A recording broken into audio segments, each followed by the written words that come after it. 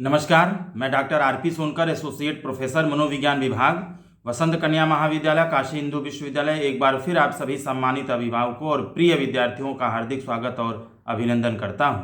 प्रिय विद्यार्थियों, आज मैं एक बहुत ही महत्वपूर्ण मुद्दे पर, टॉपिक पर आपसे बातचीत करूंगा, क्योंकि बहुत सारे या लगभग सभी महाविद्यालयों और विश्वविद्यालयों में पढ़ने वाले आप सभी स्टूडेंट यदि साइकोलॉजी आपने यूजी या पीजी में लिया है तो निश्चित रूप से आप बिहेवियरल डिसऑर्डर्स या साइकोपैथोलॉजी या एबनॉर्मल साइकोलॉजी के नाम से एक पेपर पढ़ते होंगे। इसमें निश्चित रूप से एक टॉपिक आपके सिलेबस में दिया होगा जिसको हम concept of abnormality and criteria of abnormality के नाम से जानते हैं, यानी concept and criteria of abnormality, जिसको हिंदी में हम कह सकते हैं कि असामान्यता की अवधारणा और कसौटी क्या है। प्रिय विद्यार्थियों, आज इसी मुद्दे पर हम लोग विस्तार से बात करेंगे। बहुत सारे बच्चों ने इस विषय पर वीडियो बनाने का निवेदन किया था, तो आज हम लोग इसी मुद्दे पर बहुत सारे इसके एस्पेक्ट्स को, बहुत सारे इससे संबंधित चीज़ों को विस्तार से समझेंगे। सबसे बड़ी बात मैं आपको बताऊं कि कोई भी तरह का जो डिसऑर्डर होता है या मनोवैज्ञानिक विकृति होती है, जिसको हम साइकोलॉजिकल डिसऑर्डर्स बोलते हैं, यह अचानक नहीं उत्पन्न होता है। यानी हमारे व्यवहार में असामान्यता या एबनॉर्मलिटी जो है, या एबनॉर्मल जो बिहेवियर है, यह अचानक से उत्पन्न नहीं होता है। ऐसा कभी नहीं होता है कि हम रात भर अच्छे से सोए और सुबह उठे और हमको सिजोफ्रेनिया हो गया, या सुबह उठने के बाद अचानक हमको डिप्रेशन हो गया। ऐसा कभी भी नहीं होता है। यह एक लंबी प्रक्रिया होती है, एक लंबा समय होता है, और एक लंबे समय के बाद इस तरह के लक्षण हमारे अंदर धीरे धीरे शुरू होते हैं। तो आप इन चीज़ों को निश्चित रूप से बेहतर तरीके से समझिए। कई बार हमें ऐसा महसूस होता है कि कुछ एबनॉर्मलिटी के लक्षण या असामान्यता के लक्षण हमारे अंदर मौजूद हैं। हम दिन प्रतिदिन के जीवन में इस तरह के लक्षणों का अनुभव करते हैं, जैसे कभी कभी भूख न लगना, अकेले रहना, किसी से बात न करने का मन करना, उदास रहना, मन न लगना, नींद न आना, जीवन बेकार है, या कुछ इस तरह के जो लक्षण है, जो भाव है हमारे अंदर आना, तो इसका मतलब ये नहीं है कि हमारे अंदर डिप्रेशन है, क्योंकि ये सारे के सारे लक्षण डिप्रेशन या विषाद या अवसाद के हैं। इनमें से कुछ कुछ लक्षण हम सामान्य जीवन में भी या सामान्य सिचुएशन या परिस्थिति में भी महसूस करते हैं। इसीलिए इसमें से एक दो लक्षण के मौजूद होने के बावजूद भी हम असामान्य नहीं हैं, हमारा व्यवहार असामान्य नहीं है, हमारे अंदर कोई डिसऑर्डर नहीं है, या हमारे अंदर कोई एबनॉर्मलिटी नहीं है। क्योंकि एक दो लक्षण इस तरीके का जिसका नाम हमने लिया, या कई ऐसे कारक होते हैं जिसके वजह से इस तरह का अनुभव या इस तरह का व्यवहार हम अचानक से करते हैं, और कुछ समय के बाद वो सारी चीज़ें समय बीतने के साथ अपने आप सही हो जाती हैं। अगर हम साइकोलॉजिकल डिसऑर्डर्स की बात करेंगे तो निश्चित रूप से अंतर्राष्ट्रीय स्तर पर कुछ ऐसे ऑर्गेनाइजेशंस बने हैं जो अपने इंटरनेशनल लेवल के रिसर्च के आधार पर, शोध के आधार पर कुछ ऐसे लक्षणों और उनके क्राइटेरिया, कसौटी की बात करते हैं। यानी यह अंतर्राष्ट्रीय स्तर पर स्थापित किए गए ऑर्गेनाइजेशन किसी भी डिसऑर्डर्स को डिसऑर्डर का नाम देने से पहले इससे संबंधित उनके लक्षणों को वैज्ञानिक तरीके से क्रमबद्ध किया है, उसको बताया है, और साथ ही साथ डिसऑर्डर होने से संबंधित कुछ महत्वपूर्ण मानकों या क्राइटेरिया को भी निर्धारित किया है। यदि ये सारे के सारे लक्षण इस अंतर्राष्ट्रीय मानक के अनुरूप हमारे अंदर पाया जाता है, तभी हम इसे साइकोलॉजिकल डिसऑर्डर्स का नाम दे सकते हैं। प्रिय विद्यार्थियों, जैसे आईसीडी और डीएसएम का नाम आप सभी ने निश्चित रूप से सुना होगा। आईसीडी का मतलब होता है इंटरनेशनल क्लासिफिकेशन ऑफ डिजीज, और डीएसएम का मतलब होता है diagnostic and statistical manual of mental disorders. ICD को WHO ने यानी वर्ल्ड हेल्थ ऑर्गेनाइजेशन ने सबसे पहले 1948 यानी 1948 में पब्लिश किया, जिसे हम ICD-6 के नाम से जानते हैं। और इसके कुछ वर्षों बाद 1952 में APA ने यानी अमेरिकन साइकियाट्रिक एसोसिएशन ने DSM यानी diagnostic and statistical manual of mental disorder को पब्लिश किया। यह दोनों जो इंटरनेशनल लेवल के क्लासिफिकेशन सिस्टम हैं, यह किसी भी लक्षण को, किसी भी असामान्य व्यवहार को डिसऑर्डर का नाम देने से पहले उसके लक्षणों की वैज्ञानिक तरीके से व्याख्या करते हैं। यानी उनके कसौटी के आधार पर किसी भी व्यक्ति के अंदर ये लक्षण अगर मौजूद होते हैं, तब हम उसे पर्टिकुलर उस डिसऑर्डर का नाम देते हैं। यानी ज़्यादातर यदि आप आईसीडी का या डीएसएम की जो क्राइटेरिया है, अगर आप इसको पढ़ेंगे तो इसमें ज़्यादातर डिसऑर्डर्स के संदर्भ में कम से कम 2 से 3 डिसऑर्डर्स कंसिस्टेंटली यानी लगातार या अस्थायी रूप से कम 6 महीने के आसपास यदि बने रहते हैं, तब हम इस कंडीशन में इसे किसी विशेष डिसऑर्डर या मनोवैज्ञानिक विकृति या साइकोलॉजिकल डिसऑर्डर का नाम देते हैं। अब जैसे ऊपर ही हमने जैसे 5-6 सिम्टम्स का नाम लिया, अगर इसमें से 2-3 लक्षण लगातार किसी व्यक्ति में या बच्चे में लगातार 6 महीने तक पाया जाता है, तब हम इसे डिप्रेशन का नाम दे सकते हैं। वरना 1-2 लक्षण के मौजूद होने के बाद भी हम इसे डिप्रेशन का नाम या डिप्रेशन डिसऑर्डर नहीं कर सकते, प्रिय विद्यार्थियों, क्योंकि कई बार ऐसा होता है कि ये सारे लक्षण कुछ अस्थायी कारणों की वजह से या वातावरणीय कंडीशंस के वजह से या कुछ लाइफ में चेंजेस वगैरह होते हैं या कुछ एडजस्टमेंट रिलेटेड प्रॉब्लम्स होती है या कुछ टेम्पोररी रूप से पाए जाने वाली कुछ समस्याएं होती हैं, जिनकी वजह से हम इस तरह के लक्षण को अस्थायी रूप से कुछ दिनों के लिए, कुछ घंटों के लिए हम महसूस करते हैं और फिर ये सही हो जाता है। प्रिय विद्यार्थियों, मैं आपको बता दूं कि कभी कभी, जैसे मैंने कहा ना कि कभी कभी इस तरह के जो लक्षण हैं, कुछ हमारा खो जाता है या नुकसान हो जाता है या हमारी तबीयत ठीक नहीं रहती है या घर में कोई समस्या चल रही होती है, तो इस तरह के लक्षण निश्चित रूप से उत्पन्न होते हैं और समय के हिसाब से सारी चीज़ें ठीक भी हो जाती हैं। मैं आपको बता दूं कि समस्या उत्पन्न होना या प्रॉब्लम उत्पन्न होना लाइफ में उतना महत्वपूर्ण नहीं है जितना कि हम उसके साथ समायोजन और समाधान ढूंढना महत्वपूर्ण समझते हैं। यानी जीवन में समस्याओं का उत्पन्न होना महत्वपूर्ण नहीं है, महत्वपूर्ण ये है कि अगर प्रॉब्लम कोई हमारी लाइफ में आती है तो उसके प्रति हम एडजस्ट कैसे करते हैं, समायोजन कैसे करते हैं और उसका सलूशन या समाधान कैसे निकालते हैं। क्योंकि लाइफ है तो प्रॉब्लम्स आएंगी, होंगी।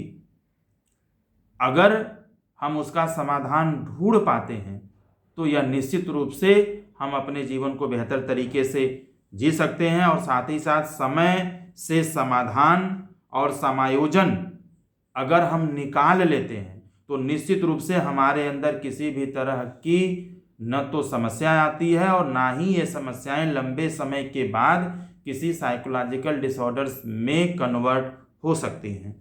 जैसे मान लीजिए कि हम कहीं भी किसी भी काम में असफल होने पर लंबे समय से असफल होने की भावनाओं से उबर नहीं पाते हैं, लगातार जो असफलता है उससे हम ग्रसित रहते हैं, उसको लेकर के हम परेशान रहते हैं, चिंतित रहते हैं, तो निश्चित रूप से यही असफलता या फेल्योरनेस हमारे लाइफ में धीरे धीरे नेगेटिविटी और उदास रहना, परेशान रहना, इरिटेट होना, चिंता में रहना, इस तरह की समस्याएं उत्पन्न कर सकती हैं और एक लंबे समय के बाद हो सकता है कि यह चीज़ हमारे अंदर एंजाइटी या स्ट्रेस या डिप्रेशन जैसी समस्या को जन्म दे सकती है।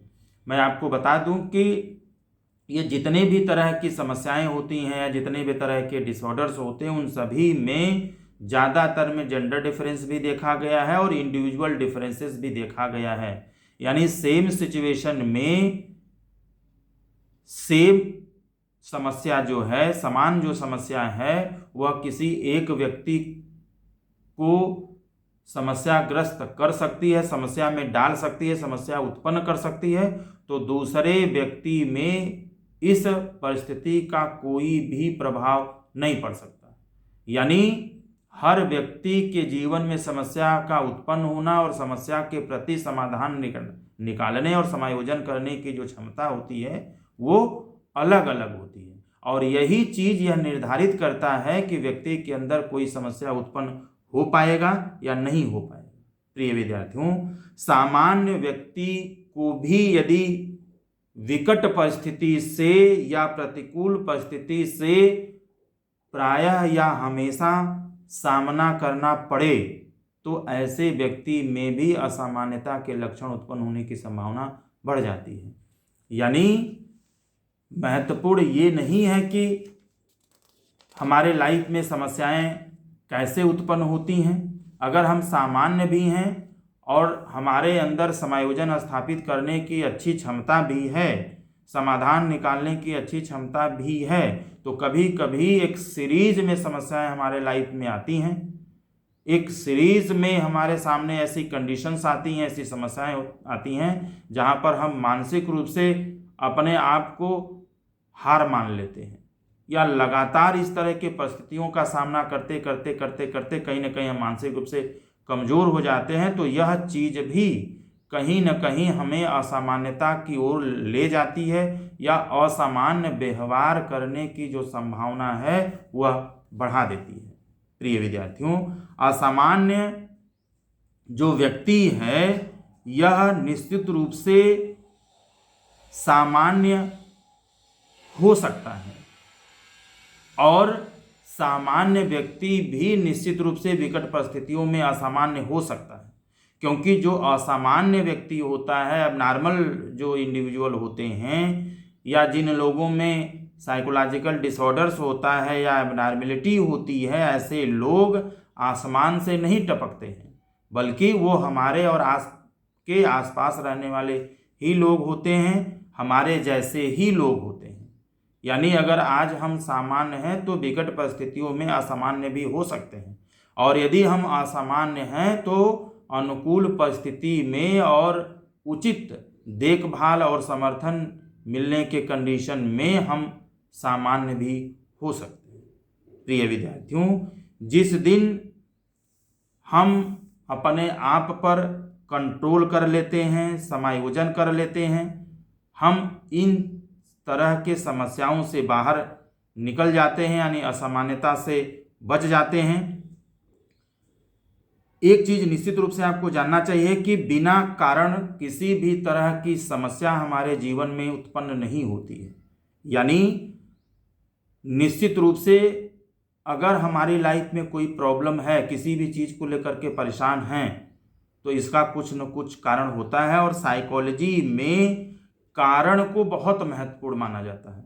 यानी अगर किसी भी व्यक्ति के बिहेवियर में अगर कोई एबनॉर्मलिटी आती है, कोई असामान्य व्यवहार के लक्षण आते हैं, तो एक साइकोलॉजी का स्टूडेंट होने के नाते हमें हमेशा उसके कारण पर फोकस करना चाहिए, क्योंकि बिना कारण का कोई भी असामान्यता का लक्षण या असामान्य व्यवहार नहीं होता।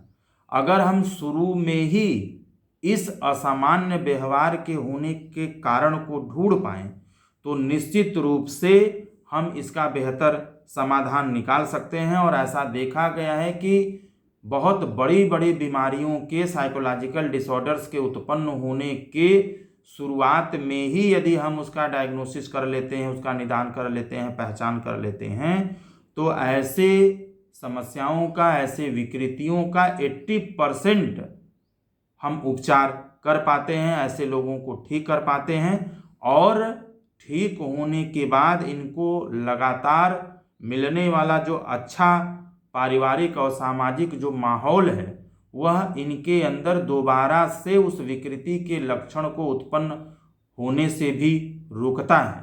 यानी दोबारा इस तरह के लक्षण उत्पन्न नहीं होते हैं, क्योंकि कई बार ऐसा देखा जाता है कि अलग अलग थेराप्यूटिक टेक्निक्स का उपयोग करके व्यक्ति की समस्याओं का समाधान तो कर दिया जाता है, लेकिन वापस वो लौट करके उसी फैमिली में जाता है, उन्हीं लोगों के साथ रहता है और कई बार व्यक्ति की जो समस्याएं होती हैं वह परिवार से संबंधित होता है। तो वापस जब फैमिली में जाता है तो फैमिली मेंबर्स के साथ मिलते मिलते वो सारी चीज़ें फिर से रीएक्टिवेट हो सकती हैं। तो इसीलिए मैंने कहा कि दवाइयों का जो कंट्रीब्यूशन है वह तो है ही है, लेकिन इसके ठीक होने के बाद एक अच्छे फैमिली का, एक अच्छे सोशल सपोर्ट का, एक अच्छे माहौल का भी होना बहुत ज़रूरी है। नहीं तो कई बार जो लक्षण होते हैं, जो विकृतियां होती हैं, जो समस्याएं होती हैं, उनके पुनः उभरने की या पुनः सक्रिय होने की भी संभावना हमेशा बनी रहती है। आजकल बहुत बड़ी बड़ी जो समस्याएं हैं, विकृतियां हैं, बीमारियां हैं, साइकोलॉजिकल डिसऑर्डर्स हैं, यह तेज़ी से बढ़ रही हैं और मानसिक अस्पतालों की जो संख्या है वो भी बढ़ रही है। और साथ ही साथ बहुत सारे ऐसे डिसऑर्डर्स हैं जहां पर शुरू में ध्यान न दे पाने के कारण पेशेंट को या रोगी को एडमिट करके भी इलाज करने की ज़रूरत होती है। जैसे बहुत सारे डिसऑर्डर्स ऐसे हैं जिनमें से मैं कुछ डिसऑर्डर्स का नाम ले सकता हूं, जैसे मूड डिसऑर्डर हो गया, डिप्रेशन हो गया, ड्रग एडिक्शन हो गया, सिजोफ्रेनिया हो गया, डिल्यूजनल डिसऑर्डर हो गया, ओसीडी हो गया, पीटीएसडी हो गया। ऐसे तमाम डिसऑर्डर्स हैं जिनकी संख्या भी तेज़ी से बढ़ रही है और इस पर शुरू में ध्यान न दे पाने के कारण निश्चित रूप से इन लोगों को हॉस्पिटल में एडमिट करके इलाज करने की भी ज़रूरत होती है। प्रिय विद्यार्थियों, मैं एक चीज़ आपको निश्चित रूप से बता दूं कि आज के समय में बच्चों में भी तेज़ी से इस तरह के समस्याएं जो हैं वो देखी जा रही हैं। बच्चों में भी तेज़ी से इस तरह के साइकोलॉजिकल डिसऑर्डर्स उत्पन्न हो रहे हैं, बच्चे भी इसका शिकार हो रहे हैं, जो पहले ऐसा नहीं था। आजकल बच्चों में भी अगर आप देखिएगा 10 साल से लेकर के 12 साल के बच्चों में भी डिप्रेशन से लेके, स्ट्रेस से लेके, एंजाइटी से लेके, सेपरेशन एंजाइटी डिसऑर्डर से लेके, सेलेक्टिव म्यूटिज्म से लेके, ऑटिज्म स्पेक्ट्रम डिसऑर्डर से लेकर के एडीएचडी तक तमाम तरह की ऐसी समस्याएं भरी पड़ी हुई हैं जो बच्चों में भी होने की संभावना बनी रहती है या इसके केसेस भी बच्चों में ज़्यादा डायग्नोज किए जा रहे हैं। प्रिय विद्यार्थियों, मैं आपको बता दूं कि जो मानसिक रोग होता है, जो मेंटल डिसऑर्डर्स होता है, यह कोई असाध्य रोग नहीं है। ऐसा नहीं है कि किसी व्यक्ति में या किसी बच्चे में समस्या हो गया तो कभी ठीक नहीं होगा। महत्वपूर्ण ये है कि हम इन समस्याओं के प्रति जागरूक कितने हैं, कितना शुरू में ही हम इस पर ध्यान देते हैं और सकारात्मक पहल करते हैं। अगर हम विषय विशेषज्ञ से बात करते हैं, किसी मनोचिकित्सक से बात करते हैं, किसी साइकोलॉजिस्ट से हम बात करते हैं, तो निश्चित रूप में इसकी पहचान हम शुरू में कर सकते हैं और इसका सही तरीके से उपचार करके, काउंसलिंग करके इन तरह के समस्याओं को हम ठीक कर सकते हैं। बस सही तरीके से, सही दिशा में हमें पहल करने की ज़रूरत होती है। मैं आपको बता दूं कि जो साइकोलॉजिकल डिसऑर्डर्स है यह कोई मजाक का विषय नहीं है, क्योंकि बहुत बार कई लोग इस तरह के चीज़ों को लेकर के शायद कमेंट करते हैं या इसको रियल नहीं मानते हैं या मजाक उड़ाते हैं। तो ये चीज़ें ऐसा नहीं है। मैं बिल्कुल विश्वास के साथ कह सकता हूँ कि इस तरह के चीज़ों को छोटी सी भी पहल करके, जागरूकता ला करके, ध्यान दे करके हम अच्छे तरीके से इसका समाधान कर सकते हैं। प्रिय विद्यार्थियों, कई मनोवैज्ञानिकों ने असामान्यता को या एबनॉर्मेलिटी को अपने अपने हिसाब से समय समय पर परिभाषित किया है, जिसमें एबनॉर्मेलिटी को या एबनॉर्मल बिहेवियर को आप कार्सन की जो परिभाषा है 2000 की, आप उसको देख सकते हैं, या सार्सन एंड सार्सन ने 2002 में भी इसको डिफाइन किया था, आप उनके परिभाषा को भी पढ़ सकते हैं। मैं यहाँ पर किसी एक के परिभाषा की बात नहीं करूँगा, आप बुक्स में पढ़ सकते हैं। बहुत सारी नॉर्मल साइकोलॉजी की या साइकोपैथोलॉजी की बुक उपलब्ध हैं, आप पढ़ सकते हैं। हिंदी और इंग्लिश दोनों भाषाओं में बुक्स कई सारे हैं, आप पढ़ सकते हैं।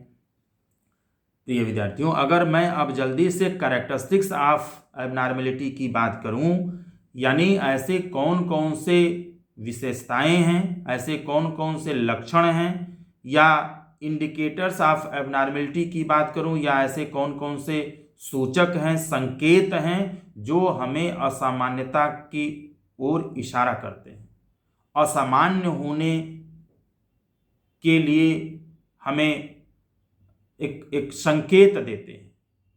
प्रिय विद्यार्थियों, ऐसे बहुत सारे कैरेक्टरिस्टिक्स हैं या ऐसे बहुत सारे इंडिकेटर्स हैं जिनके आधार पर हम खुद को और दूसरे व्यक्ति के व्यवहार को अच्छे तरीके से समझ सकते हैं। अब जैसे ऐसे एबनॉर्मलिटी के बहुत सारे कैरेक्टरिस्टिक्स हैं, जिनमें से कुछ महत्वपूर्ण कैरेक्टरिस्टिक्स के बारे में मैं आपसे बात करूंगा, इंडिकेटर्स के बारे में बात करूंगा, जिसके आधार पर हम किसी भी व्यक्ति में होने वाले असामान्यता को, एबनॉर्मलिटी को बेहतर तरीके से समझ सकते हैं। जैसे सबसे पहला जो लक्षण है वो है एंटी सोशल बिहेवियर, जिसको हम हिंदी में समाज विरोधी व्यवहार भी कह सकते हैं। प्रिय विद्यार्थियों, आप सभी ने देखा होगा कि कुछ जो लोग होते हैं, अच्छा मैं इसको बताने से पहले एक चीज़ आपको पुनः याद दिला दूं, हमने शुरू में भी बात किया था लेकिन यहाँ पुनः याद दिला दूं कि मैं जितने भी कैरेक्टरिस्टिक्स की बात करूँगा, ये कैरेक्टरिस्टिक्स आप में मौजूद होने के बावजूद भी तब तक उसे किसी साइकोलॉजिकल डिसऑर्डर का नाम नहीं दिया जा सकता जब तक यह आईसीडी या डीएसएम के क्राइटेरिया के हिसाब से नहीं पाया जाता है। यानी कम से कम 2-3 से लक्षण, मैं सामान्यतः बता रहा हूँ, मैं किसी एक पर्टिकुलर डिसऑर्डर के क्राइटेरिया एंड सिम्टम्स की बात नहीं कर रहा हूँ, मैं ओवरऑल बता रहा हूँ, सामान्य रूप से बता रहा हूँ कि लगभग 2 से 3 अगर लक्षण कंसिस्टेंटली या परमानेंट या लगातार कम से कम 6 महीने के आसपास अगर पाया जाएगा, तभी हम उसको किसी डिसऑर्डर का या साइकोलॉजिकल डिसऑर्डर्स का या विकृति का नाम हम देंगे। जिसमें पहला हमने क्या कहा, एंटी सोशल बिहेवियर, जिसको हम समाज विरोधी व्यवहार कहते हैं। आपने देखा होगा कि कभी कभी कुछ व्यक्ति ऐसे होते हैं जो स्वाभाविक रूप से सामाजिक नियमों, सामाजिक मूल्यों, सामाजिक जो मानकों को तोड़ते हुए नजर आते हैं।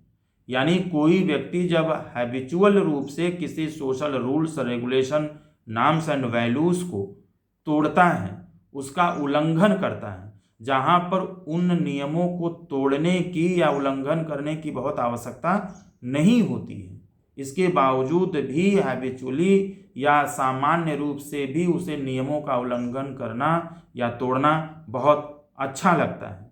जैसे चोरी करना, हत्या करना, किडनैप करना, लड़ाई झगड़ा करना, रेप जैसे जघन्य अपराध में शामिल होना, ये तमाम तरह के ऐसे एंटी सोशल बिहेवियर होते हैं जिसमें अगर व्यक्ति का इन्वॉल्वमेंट है, उसमें अगर वह लिप्त पाया जाता है तो निश्चित रूप से यह असामान्य व्यवहार होने की तरफ प्रदर्शित करता है।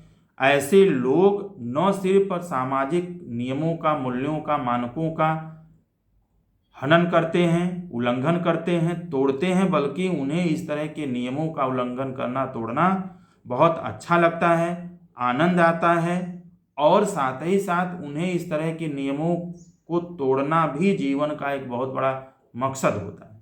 साथ ही साथ जघन्य अपराध करने के बावजूद भी, एंटी सोशल बिहेवियर करने के बावजूद भी ऐसे लोगों में किसी भी तरह का पछतावा नहीं होता है और ना ही किसी तरह के आलोचना से इन्हें डर लगता है। अगर इस तरह का व्यवहार किसी में है, मैं बार बार कह रहा हूँ कि ज़्यादा से ज़्यादा लक्षण है, लगातार बना हुआ है, कई महीनों से बना हुआ है, तो निश्चित रूप में यह उस व्यक्ति के लिए असामान्यता का एक संकेत प्रदर्शित करता है।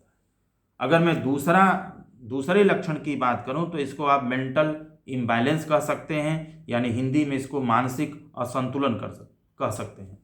प्रिय विद्यार्थियों, कई बार आपने देखा होगा कि कुछ लोग ऐसे होते हैं जिनमें मानसिक असंतुलन के लक्षण होते हैं, मेंटल इम्बैलेंस होता है। मतलब इनके व्यवहार में, इनके संवेग में और इनके विचारों में, यानी जिसको हम बिहेवियर, थॉट्स यानी फीलिंग एंड इमोशंस बोलते हैं, यानी इनके बिहेवियर, इनके इमोशंस और इनके थॉट्स में, इनके फीलिंग्स में, इनके थिंकिंग में, जिसको हम कॉग्निटिव एलिमेंट्स बोलते हैं, संज्ञानात्मक तत्व बोलते हैं, इन सभी के बीच में तारतम्यता नहीं होती है, कोऑर्डिनेशन नहीं होता है। ठीक है, ऐसे व्यक्ति कब क्या बोल देंगे, कब क्या कर देंगे, क्या सोच लेंगे, इसकी कोई भी गारंटी नहीं होती, इसका कोई भी आधार नहीं होता है। कई बार ऐसा देखा गया है कि व्यक्ति सोचता कुछ और है, व्यवहार कुछ और करता है और उसके इमोशंस कुछ और होते हैं, जिसके वजह से ऐसे व्यक्तियों में तमाम तरह के, जैसे किसी के साथ दुर्व्यवहार करना या किसी को धोखा देना, और सामान्य जीवन में भी कुछ इस तरह के लक्षण उत्पन्न होते हैं, जहाँ पर व्यक्ति क्या, आप उसका देखेंगे, जैसे अगर वो किसी से बात कर रहा है तो जो बात, जिस मुद्दे पर बात हो रही है, उस मुद्दे में जो जिस भी तरह के इमोशंस को प्रदर्शित होना चाहिए, उसके जस्ट विपरीत इमोशन हो सकता है। ठीक है, जैसे मान लीजिए हम आपसे बात कर रहे हैं और अगर जो बॉडी लैंग्वेज है या जो हमारे इमोशंस हैं या जो हमारा व्यवहार है हमारे बातचीत के अकॉर्डिंग नहीं है, हमारी सोच के अकॉर्डिंग नहीं है, तो इसको बोला जाएगा इम्बैलेंस। ठीक है, अगर मैं इधर करके आपको ऐसे ऐसे हाथ करूं तो क्या है, हम इधर किसी को बुला रहे हैं और इधर इधर बुला कहीं और रहे हैं। ठीक है, इशारा कहीं और कर रहे हैं। ठीक है, और जो हम बुला रहे हैं उसको समझ भी नहीं पा रहे हैं और बुलाने के हिसाब से हम अपना इमोशंस भी प्रदर्शित नहीं कर पा रहे हैं। तो इस कंडीशन में कोऑर्डिनेशन नहीं है और ज़्यादातर ऐसी सिचुएशंस में जो एबनॉर्मलिटी होती है, जो असामान्यता होती है, यह हमारे व्यवहार से प्रदर्शित होता है। तीसरा अगर हम बात करें, जिसको हम असुरक्षा की भावना और इंग्लिश में फीलिंग ऑफ इनसिक्योरिटी बोलते हैं, यानी फीलिंग ऑफ इनसिक्योरिटी भी एक ऐसा लक्षण है जो असामान्यता को प्रदर्शित करता है या जिसके उपस्थिति में किसी भी व्यक्ति में असामान्य होने की जो संभावना है वह बढ़ती है। यह क्या है, फीलिंग ऑफ इनसिक्योरिटी जो होती है, वैसे किसी विकट परिस्थिति में या किसी नुकसानदायक परिस्थिति में, सिचुएशन में अगर हम असुरक्षा का भाव महसूस करते हैं तो यह कोई असामान्यता नहीं है, लेकिन हम स्वाभाविक रूप से या सामान्य परिस्थितियों में भी असुरक्षा का भाव, वो भी अत्यधिक असुरक्षा का भाव अगर हम महसूस करते हैं तो निश्चित रूप में हमारे अंदर यह एक समस्या को प्रदर्शित करता है।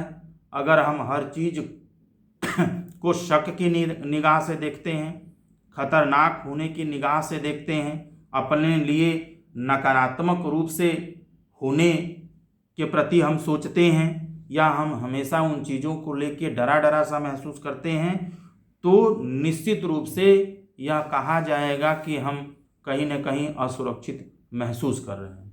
मैं वास्तविक परिस्थिति की बात नहीं कर रहा हूँ। वास्तविक परिस्थिति में आप भी असुरक्षा का भाव महसूस कर सकते हैं, हम भी कर सकते हैं, दुनिया का कोई भी इंसान महसूस कर सकता है। ठीक है, जैसे मान लीजिए अगर कहीं भूकंप आया है या कहीं बाढ़ आया है या कहीं आग जल रहा है या कोई एक्सीडेंट प्रोन एरिया है जहाँ पर इस तरह की दुर्घटनाएं ज़्यादातर होती रहती हैं, अगर इस तरह की परिवेश या कंडीशंस हमारे सामने हों और हम असुरक्षा का भाव महसूस करें तो निश्चित रूप से यह स्वाभाविक है। लेकिन हर बात में, हर चीज़ में हम असुरक्षा का भाव महसूस करें, जैसे हम घर में सोएं और हमें लगे कि नहीं यार कभी भी यह गिर सकता है, या हम कहीं पढ़ रहे हैं तो वहाँ पे हमें लग रहा है कि यार पढ़ने लिखने का कोई मतलब नहीं, इससे कुछ नहीं होने वाला है, इससे हमारा फ्यूचर सुरक्षित नहीं है, या हम कहीं इन्वेस्टमेंट कर रहे हैं तो वहाँ पर भी हम ऐसा समझ रहे हैं कि नहीं यह बहुत सही नहीं होगा, यह बहुत चीज़ मेरे लिए बहुत यूजफुल नहीं होगा, बेनिफिशियल नहीं होगा, तो हम हर चीज़ को असुरक्षा की भावना से जोड़ देते हैं। ठीक है, उसका मिस इंटरप्रिटेशन करने लगते हैं, तो यह चीज़ भी कहीं ना कहीं हमारे अंदर एबनॉर्मलिटी को उत्पन्न करता है। अगर हम अगले सिम्टम की बात करें, अगले कैरेक्टरिस्टिक की बात करें, विशेषता की बात करें, तो संवेगात्मक अपरिपक्वता जिसको बोलते हैं, इसको इंग्लिश में इमोशनल इमेच्योरिटी बोलते हैं। यानी इमोशनल इमेच्योरिटी वाली जो कंडीशन होती है, यानी संवेगात्मक अपरिपक्वता वाले स्थिति में भी हमारे अंदर या किसी व्यक्ति के अंदर असामान्य व्यवहार या असामान्यता होने की संभावना बढ़ जाती है, क्योंकि इसमें ऐसा देखा गया है कि हर एक इंसान में, हर एक सामान्य इंसान में परिस्थिति के हिसाब से अपने इमोशंस को प्रदर्शित करने की एक विशेष और अद्भुत क्षमता होती है। जैसे मान लीजिए आप कई लोग बैठ करके बातचीत कर रहे हैं, तो यहाँ पर अगर हंसी का माहौल है, हंसी की बात हो रही है, हंसी मजाक की बात हो रही है, तो निश्चित रूप से आपके चेहरे पर हंसी आएगी, यानी हंसने का इमोशन आप प्रदर्शित करेंगे। वहीं अगर कोई दुखद बात होगी तो निश्चित रूप से आपके चेहरे पर उदासी का भाव आएगा, ठीक है। या आप कहीं किसी के घर जाते हैं, वहाँ पर कोई सुखद अगर कोई चीज़ है, कोई हंसी मजाक की चीज़ है, खुशी की बात है, तो आपके चेहरे पर खुशी का इमोशंस होता है। लेकिन अगर वहीं कोई घटना हुई है, दुखद घटना हुई है, तो वहाँ पर आपके चेहरे पर उदासी या गम या दुख का भाव अपने आप प्रदर्शित होता है। तो कई तरह के इमोशंस होते हैं। मेरे कहने का सिर्फ मतलब ये है कि ऐसे व्यक्तियों में असामान्यता के लक्षण अधिक उत्पन्न होते हैं, होने की संभावना होती है, जिनमें समय और परिस्थिति के हिसाब से सही तरह के इमोशंस को सही रूप में प्रदर्शित करने की क्षमता नहीं होती है। यानी या तो हम इमोशंस को समझ नहीं पाते हैं, या तो हम सही रूप में इमोशंस को प्रदर्शित नहीं कर पाते हैं, या तो गलत इमोशन का प्रदर्शन करते हैं। अगर कोई हंसी मजाक कर रहा है, वहाँ पे हम रोने लगें, या कोई गम वाली बात है, दुख वाली बात है, वहाँ पर हम हंसने लगें, तो निश्चित रूप से हम एक असामान्य होने के व्यवहार को प्रदर्शित कर रहे हैं, क्योंकि हमें इमोशंस के बारे में पता नहीं है, हमें अपने इमोशंस पर सही तरीके से नियंत्रण करने नहीं आता है। बिना मतलब का हम रोएं, बिना मतलब का हम हंसें, यह भी कहीं न कहीं इमोशनल इमेच्योरिटी को प्रदर्शित करता है। इसलिए जिन लोगों का अपने इमोशंस पर नियंत्रण होता है, कंट्रोल होता है, उन लोगों में असामान्यता के लक्षण उत्पन्न नहीं होते हैं। वहीं पर अगर हम अगले कैरेक्टरिस्टिक की बात करें, विशेषता की बात करें, तो लैक ऑफ एडेप्टेबिलिटी, जिसको हम समायोजन की कमी भी कह सकते हैं। यानी ऐसे लोगों में भी असामान्यता या एबनॉर्मलिटी के होने की संभावना अधिक होती है, जिनमें समायोजन की जो कमी होती है वो सामान्य परिस्थिति में भी ज़्यादा होती है। प्रिय विद्यार्थियों, यानी कई बार ऐसा देखा गया है कि कुछ लोग छोटी छोटी चीज़ों को लेकर के बहुत परेशान हो जाते हैं। छोटी चीज़ों को लेकर के परिवार में ही, भाई भाई के बीच में, या भाई बहन के बीच में, या फैमिली मेम्बर्स के बीच में, या दोस्तों के बीच में, या कलीग्स के बीच में, या पड़ोसी के साथ, बीवी के साथ, हस्बैंड के साथ, सास ससुर के साथ, रिलेटिव्स के साथ, सामान्य तरह के चीज़ों को लेकर के भी समायोजन स्थापित नहीं कर पाते हैं, और कहीं ना कहीं विचलित हो जाते हैं, कहीं न कहीं इरिटेट हो जाते हैं, परेशान हो जाते हैं। तो सामान्य परिस्थितियों में इन सारे लोगों के साथ अगर हम असामान्यता का व्यवहार करते हैं, समायोजन स्थापित नहीं कर पाते हैं, तो निश्चित रूप से हमें ध्यान देने की ज़रूरत है, सोचने की ज़रूरत है, किसी अच्छे काउंसलर से मिलने की ज़रूरत है। प्रिय विद्यार्थियों, एक बात अलग है कि कभी कभी एडजस्टमेंट हमारे पसंद और नापसंद पर भी प्रभावित होता है, से भी यह संबंधित होता है। जब कोई चीज़ हमें हमारे पसंद की होती है तो उसके साथ समायोजन हम ज़्यादा कर लेते हैं, लेकिन जो चीज़ें हमें पसंद नहीं होती हैं, जिनमें हमारा इंटरेस्ट नहीं होता है, वह चीज़ें हमारे लिए कहीं ना कहीं दुख का कारण बनती हैं। मान लीजिए आपका कोई क्लोज फ्रेंड है, तो उसके साथ आप बहुत अच्छे से बात करेंगे, कोई समायोजन से संबंधित कोई समस्या नहीं होगी। ऐसी फैमिली जिसके साथ आपका बहुत अच्छा संबंध है, तो उस फैमिली मेंबर्स के सारे लोगों के आपके घर आने के बाद भी आपको किसी भी तरह की समस्या नहीं होगी। लेकिन जिसे आप नापसंद करते हैं, उस फैमिली का कोई एक व्यक्ति भी आपके घर आ जाए, आपके साथ बैठ जाए, बात करे, तो आप निश्चित रूप में समायोजन स्थापित नहीं कर पाते हैं। बहुत सारे कारक, लेकिन सामान्य परिस्थितियों में भी सामान्य तरह से समायोजन स्थापित न कर पाना भी कहीं न कहीं असामान्यता को, एबनॉर्मलिटी को प्रदर्शित करता है। प्रिय विद्यार्थियों, ये सारी चीज़ें मैं खास तौर से जो यूजी के बच्चे हैं, क्योंकि आपको एबनॉर्मलिटी का कंसेप्ट समझना बहुत ज़रूरी है, तो आप इस तरीके से इन चीज़ों को समझ सकते हैं। अगला अगर हम बात करें तो डिसऑर्गेनाइज्ड पर्सनैलिटी भी एक महत्वपूर्ण लक्षण हो सकता है, महत्वपूर्ण विशेषता हो सकता है, जिसको विघटित व्यक्तित्व के नाम से भी जानते हैं।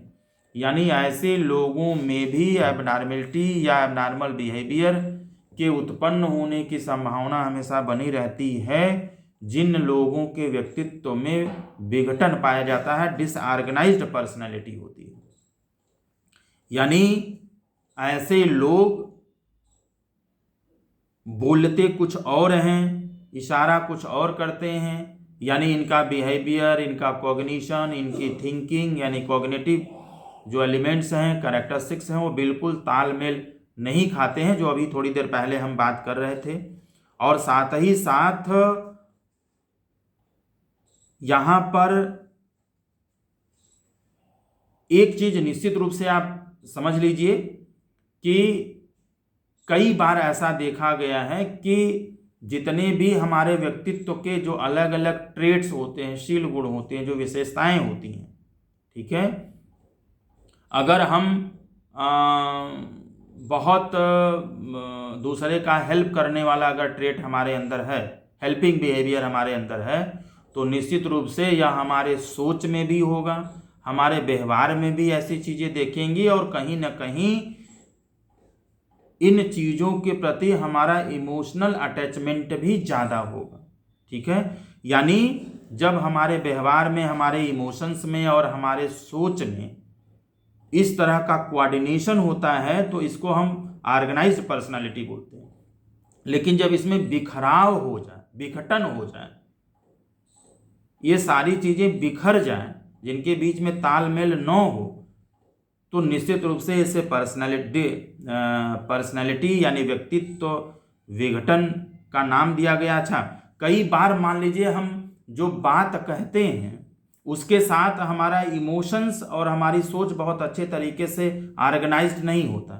जैसे मान लीजिए आपने कभी ऐसा सुना है कि दो भाइयों में अगर लड़ाई हो, तो लड़ाई होने पर कोई भाई ऐसे कहता है कि नहीं, अगर तुम हमारा बात नहीं मानोगे, तुम हमारा अगर हिस्सा नहीं दोगे, तो मैं तुम्हें जान से मार दूंगा। ऐसे कोई बोलता नहीं है।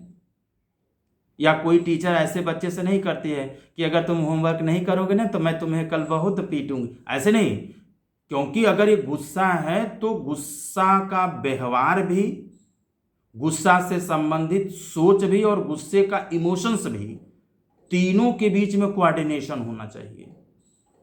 ठीक है, अगर ऐसा नहीं है तो निश्चित रूप से इसको डिसऑर्गेनाइज्ड पर्सनालिटी का नाम दिया जाएगा। जैसे मान लीजिए कि आप इसको साधारण भाषा में समझिए कि अगर आप बाइक चलाते हैं, तो बाइक चलाते वक्त जो एक्सेलेटर होता है और जो गियर होता है और जो स्पीड होता है, इन तीनों के बीच में कोऑर्डिनेशन होता है। अगर आप जितना ही एक्सेलेटर को लीजिएगा, उतना ही ज़्यादा आपको गियर चेंज भी करना पड़ेगा और स्पीड भी उतना ही ज़्यादा होगी। अगर इन तीनों के बीच में कोऑर्डिनेशन नहीं होगा तो निश्चित रूप से आप स्पीड को ज़्यादा भगा नहीं सकते हैं, गाड़ी को ज़्यादा स्पीड में नहीं चला सकते हैं। ठीक है, तो इसी को जो है संगठित व्यक्तित्व या विघटित व्यक्तित्व का नाम दिया गया। तो इसमें जितना ही तालमेल कम होगा, उतना ही ज़्यादा असामान्य व्यवहार के होने की संभावना अधिक होगी। अगर हम अगली विशेषता की बात करें तो पश्चाताप की कमी होना, यानी नो फीलिंग ऑफ रिमोर्स, जिसमें गलत व्यवहार करने के बावजूद भी या किसी भी तरह की गलती होने के बावजूद भी हमारे अंदर अगर किसी भी तरह का पछतावा न हो, यह बात अलग है कि इंसान है तो गलतियां होंगी, लेकिन जो सामान्य इंसान होते हैं उनमें गलती होने के बाद उसे एक्सेप्ट करना, सुधारने के लिए पहल करना, पछतावा का भाव होना, इस तरह की चीज़ों को देखा जाता है। लेकिन जिन लोगों में एबनॉर्मलिटी की टेंडेंसी होती है, संभावना होती है, उन लोगों में गलती करने के बाद किसी भी तरह का पछतावा नहीं होता है। वो लगातार इस तरह की गलतियों को दोहराते रहते हैं, उसमें किसी भी तरह का सुधार नहीं चाहते और साथ ही साथ उन्हें समाज से या कानून से किसी भी तरह का कोई डर नहीं होता है। अगर ऐसे चीज़ों को आप बार बार प्रदर्शित करते हैं तो निश्चित रूप से आप में असामान्यता के लक्षण उत्पन्न होने की बहुत ज़्यादा संभावना रहती है। वहीं पर अगर हम अगले विशेषता की बात करें तो आत्मसम्मान की कमी यानी लैक ऑफ सेल्फ इस्टीम। ऐसा भी देखा गया है कि जिन लोगों में अपने सेल्फ इस्टीम को लेकर के, आत्मसम्मान को लेकर के बहुत ज़्यादा जागरूकता नहीं होती है, बहुत महत्वपूर्ण नहीं समझते हैं, ऐसे लोगों में जो एंटी सोशल बिहेवियर होता है, असामान्य जो क्रियाकलाप होता है, उनमें इन्वॉल्वमेंट ऐसे लोगों का ज़्यादा होता है और ऐसे लोगों के असामान्य व्यवहार करने की उम्मीद भी ज़्यादा होती है। क्योंकि कई बार ऐसा देखा गया है कि हमारा आत्मसम्मान ही हमें असामान्य व्यवहार करने से रोकता है। जब भी कोई हम गलत काम करते हैं, निश्चित रूप से हम सोचते हैं कि इस गलत काम का परिणाम क्या होगा, इससे हमारा समाज में कितना इंसल्ट होगा, इससे कितना हमारा सोशल प्रेस्टीज जो है वो कम होगा, हमारी आलोचना होगी, सोशल रिजेक्शन होगा, हमें दंड मिलेगा। और ये सारी की सारी चीज़ों को जितना हम अपने आत्मसम्मान और अपने गरिमा और प्रतिष्ठा के साथ जोड़ पाते हैं, उतना ही ज़्यादा हम आत्मसम्मान के प्रति जागरूक होते हैं और असामान्य व्यवहार करने से बचते हैं। लेकिन जिन लोगों में इसकी समझ नहीं होती है या आत्मसम्मान के प्रति संवेदनशील नहीं होते हैं, जीवन में आत्मसम्मान को महत्वपूर्ण नहीं मानते हैं, उन लोगों में बड़े से बड़े और जघन्य अपराध करने की जो प्रवृत्ति होती है, जो टेंडेंसी होती है, वो ज़्यादा होती है। तो यह भी एक इंडिकेटर हो सकता है। वहीं पर आत्मज्ञान की कमी भी एक एबनॉर्मलिटी का इंडिकेटर हो सकता है, एक महत्वपूर्ण विशेषता हो सकता है, जिसको लैक ऑफ सेल्फ अंडरस्टैंडिंग या नॉलेज भी आप कह सकते हैं। कई बार हम असामान्य व्यवहार इसलिए कर देते हैं या गलतियां इसलिए करते हैं क्योंकि हमें खुद के बारे में बहुत अच्छे तरीके से समझ या ज्ञान नहीं होता है, जानकारी नहीं होती है। तो हम कोई भी लक्ष्य का निर्धारण करते वक्त या कोई भी कार्य करते वक्त अपने आप को फोकस्ड हो करके, केंद्र में रख करके नहीं सोच पाते हैं। हम ऐसा निर्णय ले लेते हैं, हम ऐसा काम करना शुरू कर देते हैं जो हमें असामान्यता की ओर ले जाता है या बाद में चल करके कोई न कोई परेशानी हमारे खुद के कार्यों के वजह से उत्पन्न हो सकता है। ठीक है, तो हम जीवन में बेहतर तरीके से काम तभी कर पाएंगे जब हमें स्वयं के बारे में समझ होगी, स्वयं को हम विशेष तरीके से समझ पाएंगे। तो जो भी हमारा डिसीजन रहेगा, जो भी हमारा टारगेट रहेगा, जो भी हमारा प्लान रहेगा, वह कहीं ना कहीं सफल हो या न हो, लेकिन सफलता के बहुत करीब होगा। तो इस तरीके से भी हम अपने आप को एबनॉर्मल या असामान्य होने से बचा सकते हैं। अगली अगर हम विशेषता की बात करें तो लैक ऑफ इंसाइट, जिसको सूझ की कमी भी कहा जा सकता है, यह भी असामान्यता का एक महत्वपूर्ण लक्षण है या एक महत्वपूर्ण विशेषता है। प्रिय विद्यार्थियों, कई बार हम इसका निर्धारण नहीं कर पाते हैं कि जो व्यवहार हम कर रहे हैं, जो हम सोच रहे हैं, यह सही है या गलत है, यह अच्छा है या बुरा है, यह मोरल है या इमोरल है। इन सारे चीज़ों का अगर हमें बेहतर तरीके से ज्ञान नहीं होता है तो निश्चित रूप से इन चीज़ों के प्रति हमारी जो संवेदनशीलता है, जो हमारी सूझ है, जो इंसाइट है, वह कम मानी जाती है। और इंसाइट के कम होने की वजह से भी हम जाने अनजाने में कई तरह के एंटी सोशल जो एक्टिविटीज़ हैं होती है उनके साथ हमारी संलग्नता बढ़ जाती है, इन्वॉल्वमेंट हमारा बढ़ जाता है। फिर हम जो मर्जी वो काम करते हैं और हमें किसी भी तरह के चीज़ों से न तो डर लगता है और ना ही हम उसके प्रति किसी भी तरह से भयभीत होते हैं। और एक चीज़ ये है कि जब हमारा सूझ या इंसाइट हमारे अंदर ज़्यादा होता है तो जो प्रॉब्लम सॉल्विंग होता है या किसी भी समस्या के बारे में बेहतर तरीके से सोचने की जो क्षमता होती है, जो सॉल्यूशन ओरिएंटेशन होता है, वो ज़्यादा होता है। और ये हम तभी कर पाते हैं जब हम सामान्य होते हैं। लेकिन जस्ट असामान्य जब हम होते हैं तो हमारे अंदर इंसाइट की कमी होने की वजह से हम सामान्य चीज़ों के बारे में भी बेहतर तरीके से नहीं सोच पाते, तमाम तरह की गलतियां करते हैं, तमाम तरह की नेगेटिव चीज़ों में हम इन्वॉल्व होते हैं जिसकी समझ हमें नहीं होती है। हम छोटी छोटी चीज़ों को लेकर के परेशान हो जाते हैं, छोटी छोटी चीज़ों के बारे में हम बेहतर तरीके से सोच नहीं पाते हैं, समाधान नहीं ढूंढ पाते हैं। कभी कभी हमें अचानक से किसी समस्या का समाधान दिमाग में आता है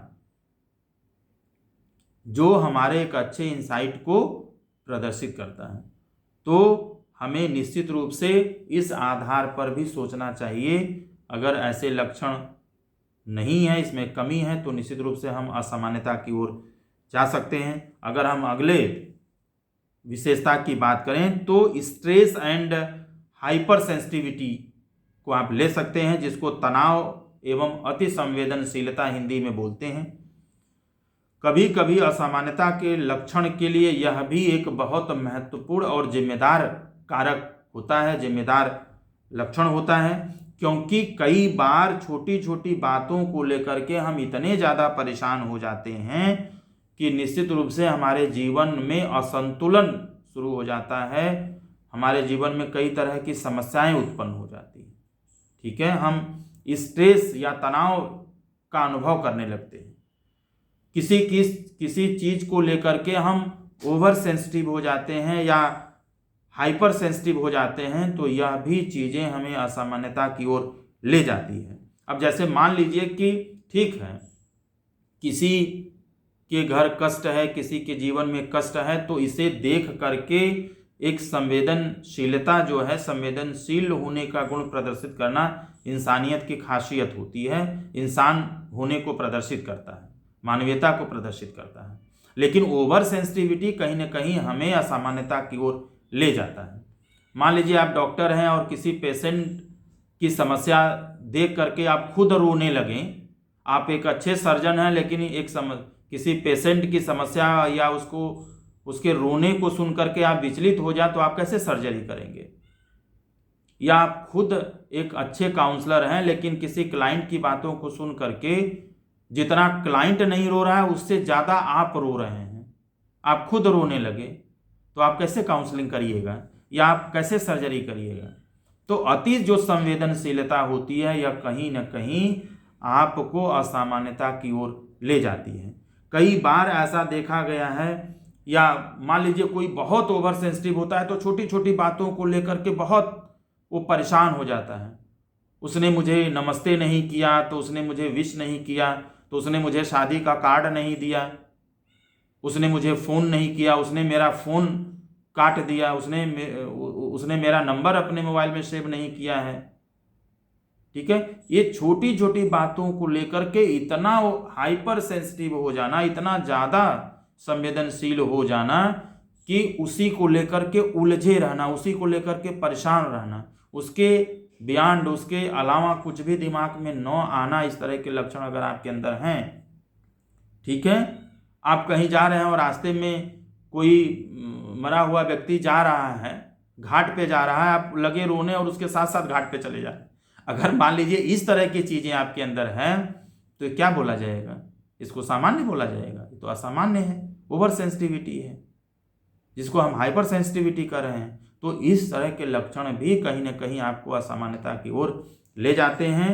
और इसको निश्चित रूप से सही तरीके से सोचने की ज़रूरत है। प्रिय विद्यार्थियों, यदि हम अगले लक्षण की बात करें तो बेतुका व्यवहार करना, या जिसको बिजार बिहेवियर भी कहा जाता है, यह भी असामान्यता को प्रदर्शित करता है। प्रिय विद्यार्थियों, अगर किसी व्यक्ति में असामान्य व्यवहार है और असामान्य में भी बेतुका व्यवहार है, विचित्र व्यवहार है, बिजार बिहेवियर है, तो निश्चित रूप से इसे असामान्य व्यवहार के अंतर्गत डाला जा सकता है, या ऐसे व्यक्तियों में असामान्यता के लक्षण उत्पन्न होने की बहुत बड़ी समस्या होती है। प्रिय विद्यार्थियों, जैसे कई बार आप लोगों ने न्यूज़पेपर में पढ़ा होगा या कहीं सुना होगा या अपने आसपास देखा होगा कि कोई बच्चे को अगर बाइक या मोबाइल उसके पेरेंट्स द्वारा नहीं दिया जाता है तो वह कूद करके जान देने की कोशिश करते हैं। ये क्या है? बेतुका व्यवहार है। मोबाइल या बाइक का न मिलना जान देने के बराबर तो नहीं है। या कई बार आपने देखा है कि न्यूज़पेपर में पढ़ा होगा कि बीबी की विदाई न होने पर लड़का पेड़ पर चढ़ गया। ये क्या है? बीबी की विदाई नहीं हुई तो पानी टंकी पर चढ़ जाना, पेड़ पर चढ़ जाना, उतरना ही नहीं नीचे, ये क्या है? बेतुका व्यवहार है, विचित्र व्यवहार है। या दाल में नमक ज़्यादा हो गया तो बीबी को तलाक देने की धमकी देना, बीबी को छोड़ देने की धमकी देना, ये क्या है? बेतुका व्यवहार है, बिजार बिहेवियर है। या ससुराल में इज्जत नहीं मिला, ससुराल के लोगों ने इज्जत नहीं की तो ट्रेन से कूद करके जान देना। ये ऐसे तमाम तरह के जो न्यूज़ हैं, आप कहीं न कहीं पढ़ते होंगे, आपको सुनने को मिल जाता होगा। ये तमाम तरह के जो व्यवहार हैं, ये बेतुका व्यवहार है, बिजार बिहेवियर है, विचित्र व्यवहार है।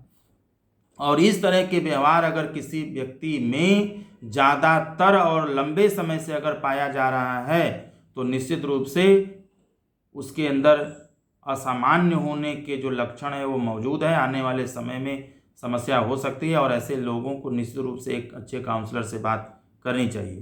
प्रिय विद्यार्थियों, अगर हम अगले लक्षण की बात करें तो अवास्तविक उद्देश्य भी कहीं न कहीं व्यक्ति को एबनॉर्मलिटी की ओर ले जाता है।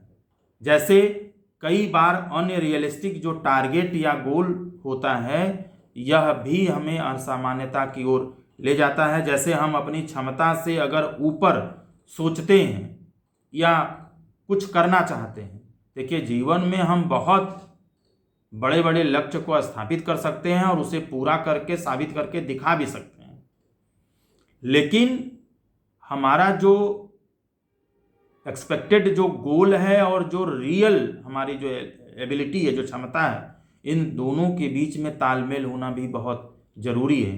कभी कभी हम अपनी क्षमता से बहुत ऊपर जा कर के अगर सोचते हैं, ऊपर जा कर के किसी भी लक्ष्य का निर्धारण करते हैं तो निश्चित रूप से हम उस लक्ष्य को चाह करके भी पूरा नहीं कर पाते, क्योंकि दुनिया के सारे काम को करने के लिए अलग अलग लोग होते हैं। हमारी क्षमता, हमारी विशेषता और हमारा व्यक्तित्व ये निर्धारित करता है कि हम किसी काम को कर पाएंगे और बेहतर तरीके से कर पाएंगे या नहीं कर पाएंगे। तो दुनिया का सारा काम हम अकेले ही कर लें यह जरूरी तो नहीं है। सारा काम करना जरूरी नहीं है, जो काम हम कर रहे हैं उसको कितना बेहतर तरीके से करते हैं ये महत्वपूर्ण है। कोई काम छोटा या बड़ा नहीं, अगर छोटा भी काम अगर हम बहुत अच्छे तरीके से कर रहे हैं तो जब भी उस काम का नाम लिया जाएगा हमारा नाम जरूर आना चाहिए। तो मेरे कहने का मतलब यह है कि जब हम अनरियलिस्टिक टारगेट या गोल का निर्धारण जीवन में करते हैं तो इसका परिणाम हमेशा नकारात्मक होता है, जो हमें परेशानियों की ओर, समस्याओं की ओर ले जाता है। और साथ ही साथ मैंने कई बार देखा है कि लोग वास्तविक तरीके से अपने आप को नहीं समझ पाते हैं, रियल तरीके से नहीं समझ पाते हैं, सिर्फ सपने देखते हैं, काम नहीं करते हैं। सपने देखने से आप बहुत बड़ा मुकाम हासिल नहीं कर सकते। आप सुबह 9 बजे सो करके उठते हैं और सोचते हैं कि मेरे पास 1 करोड़ की कार हो, मैं IAS बन जाऊं, मैं इंजीनियर बन जाऊं, मैं डॉक्टर बन जाऊं। ये कहाँ संभव है? अगर आप 9 बजे 10 बजे सो करके उठते हैं और आपके ख्वाब और आपके सपने बहुत बड़े बड़े हैं तो ख्वाब के बीच में और आपके कर्म के बीच में तालमेल नहीं है, और ये तालमेल न होना, डेविएशन होना, विचलन होना आपको समस्या की ओर ले जाता है। प्रिय विद्यार्थियों, ऐसा मैंने कम देखा है कि जो लोग शुरू में ही मौज मस्ती करें या ज़्यादा मौज मस्ती करें और उन्हें कोई अच्छी सफलता मिल जाए, ऐसा 9 के बराबर होता है। यानी अगर आप पहले मेहनत करते हैं तो निश्चित रूप से आप बाद में मौज करेंगे, अपने जीवन को एंजॉय करेंगे। लेकिन अगर आपने पहले ही एंजॉय कर लिया तो निश्चित रूप से आने वाले समय में ज़्यादातर 99% केसेस में आपको दुख झेलने के लिए या उस उम्र में कड़ी मेहनत करने के लिए तैयार रहना चाहिए। ये क्यों है? क्योंकि हम अन्य रियलिस्टिक तरीके से, अवास्तविक तरीके से अपने चीज़ों को हमने निर्धारित किया, नहीं समझा, तो यह भी हमें असामान्यता की ओर ले जा सकता है। ऐसा बहुत कम होता है कि सिर्फ घूमने वाले, न पढ़ने वाले लोगों को बड़ी बड़ी सफलता मिल जाए। अच्छा, एक चीज़ मुझे यहाँ जरूर आपसे कहना है कि जो अनरियलिस्टिक टारगेट है या गोल है, यह हमें असामान्यता की ओर निश्चित रूप से ले जाता है।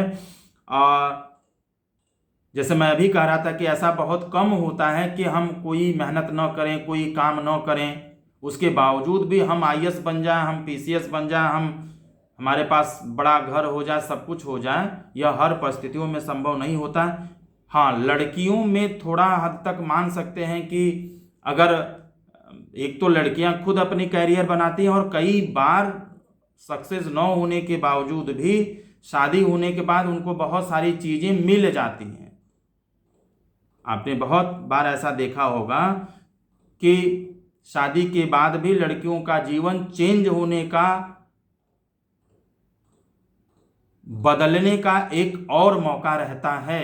मैं ये नहीं कह रहा हूं कि सिर्फ अच्छा ही चेंज में, खराब भी हो सकता है, अच्छा भी हो सकता है, पर ज़्यादातर लड़कियों की जो लाइफ होती है शादी के बाद अच्छा हो सकता है। अगर लड़कियां IAS नहीं बन पाई, डॉक्टर नहीं बन पाई, तो डॉक्टर लड़के के साथ शादी होकर के, IAS लड़के के साथ शादी होने के बाद उनके जीवन में बेहतर सुधार हो सकता है।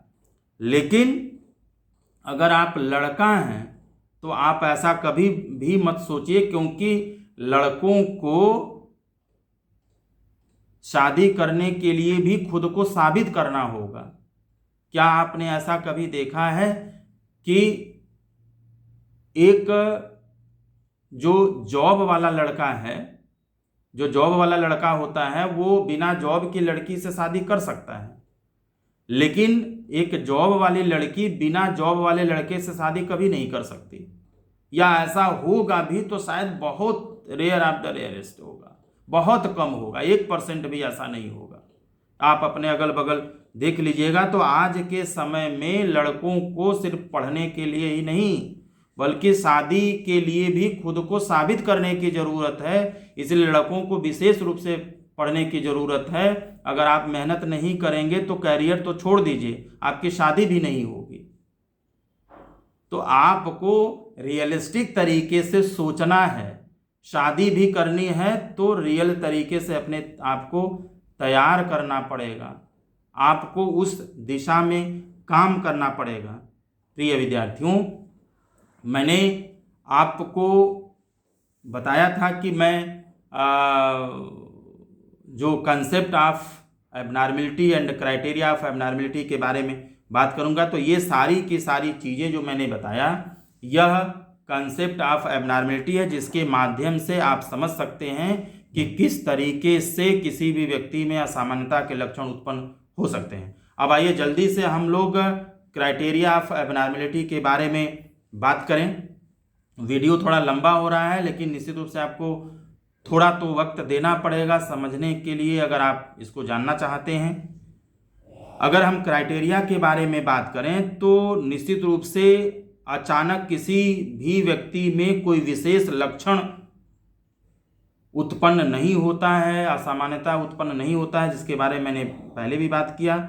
और इसीलिए अंतर्राष्ट्रीय स्तर पर वैज्ञानिक जो वर्गीकरण पद्धति है, इंटरनेशनल क्लासिफिकेशन सिस्टम, जिसको ICD और DSM बोला जाता है, यह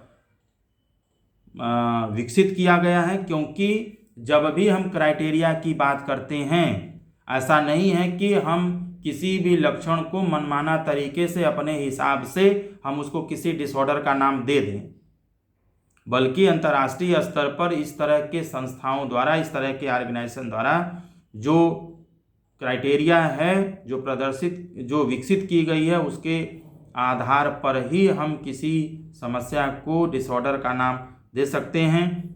अगर उसके अनुरूप नहीं है तो हम किसी भी तरह के लक्षण को असामान्य नहीं कह सकते हैं। मैं आपको बता दूं कि शारीरिक बीमारी की तरह से ही मानसिक बीमारियां होती हैं, थोड़ा सा पहल करने पर ये ठीक हो सकती हैं।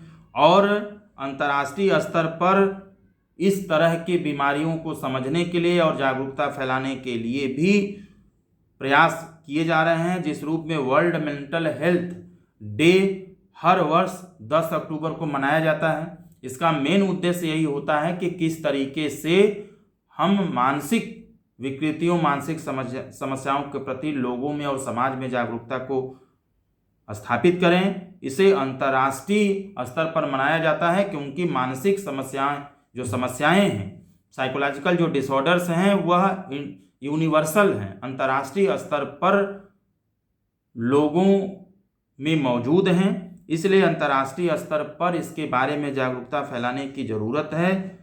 और निश्चित रूप से इस कंडीशन में किसी भी व्यक्ति या किसी भी पेशेंट के साथ सहानुभूति बहुत ही महत्वपूर्ण होती है।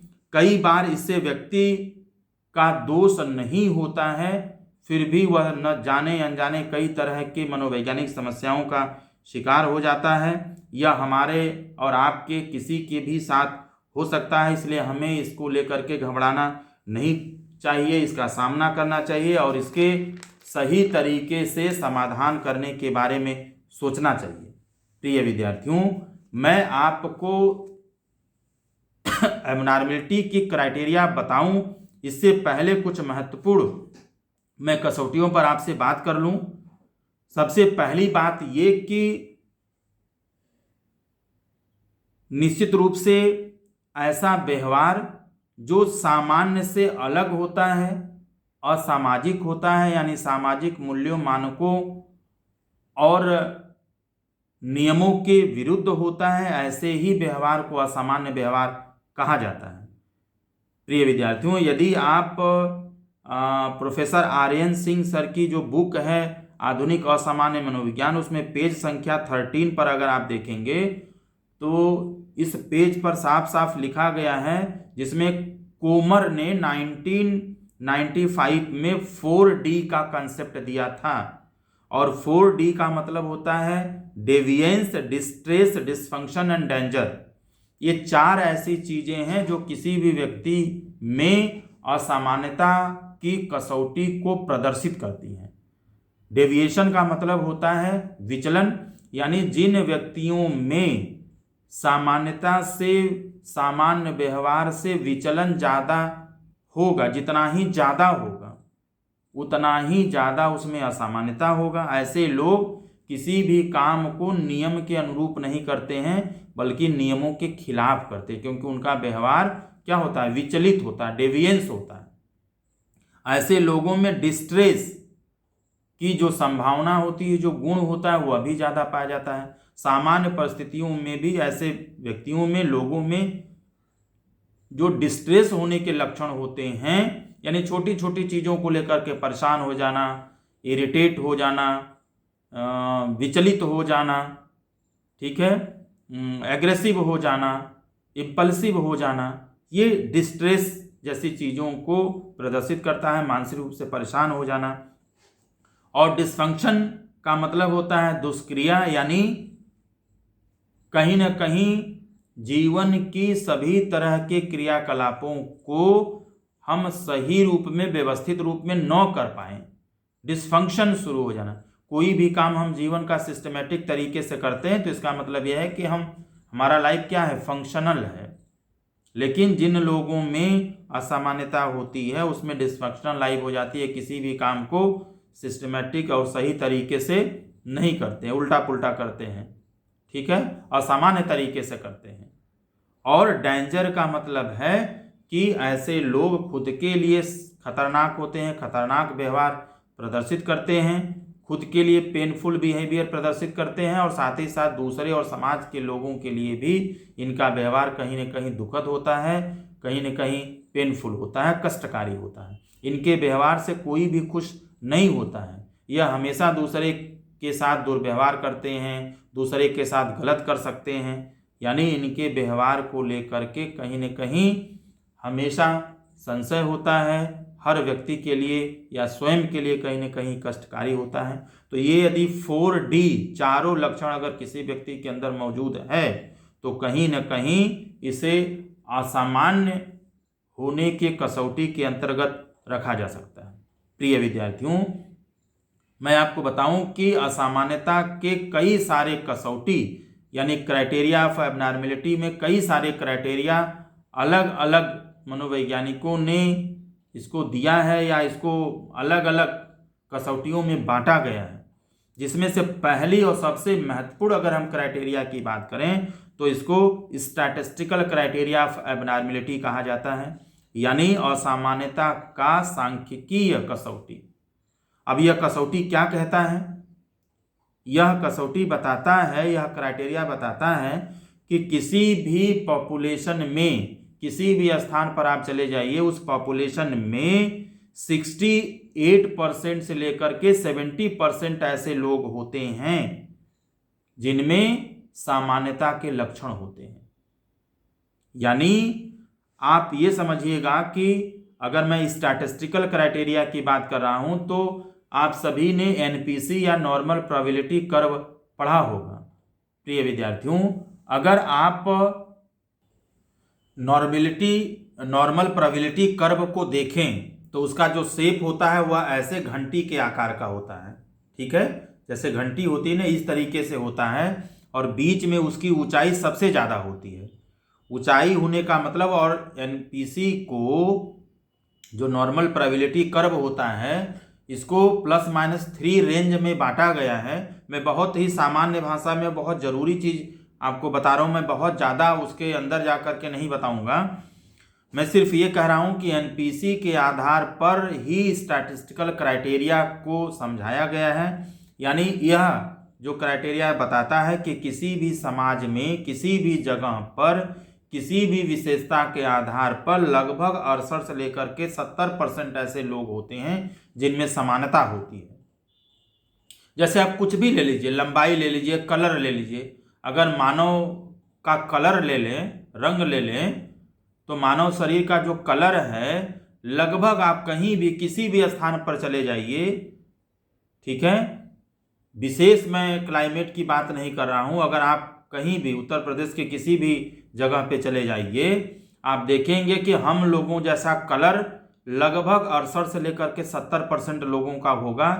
एकदम काला जो लोग हैं वह बहुत कम मिलेंगे और एकदम गोरे लोग, अंग्रेजों की तरह से एकदम गोरे लोग भी आपको बहुत कम मिलेंगे, ठीक है। या लंबाई की बात करें, जो एवरेज लंबाई होती है 5 फीट 5.5 फीट के आसपास, अगर लड़कियों की हम बात करें तो 5 फीट की जो लंबाई होती है इसमें मैक्सिमम यानी 68 से 70% लड़कियों की लंबाई होगी। बहुत छोटा होना, 2.5 फीट 3 फीट होना या 7 फीट होना, यह बहुत रेयर मिलता है।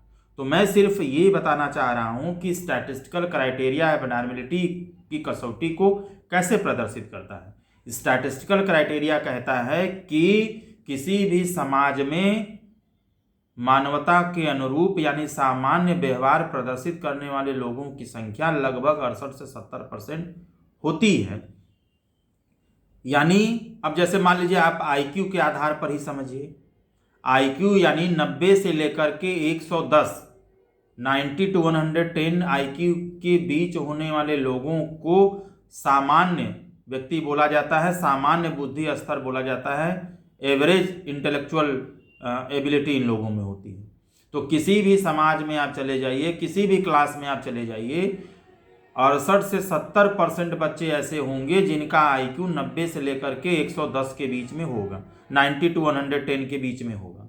बहुत कम ऐसे बच्चे होंगे जिनका IQ 90 से कम हो जाए, यानी 70 के आसपास चला जाए, या बहुत कम ऐसे बच्चे होंगे जिनका IQ 140 या उससे भी ज़्यादा हो जाए।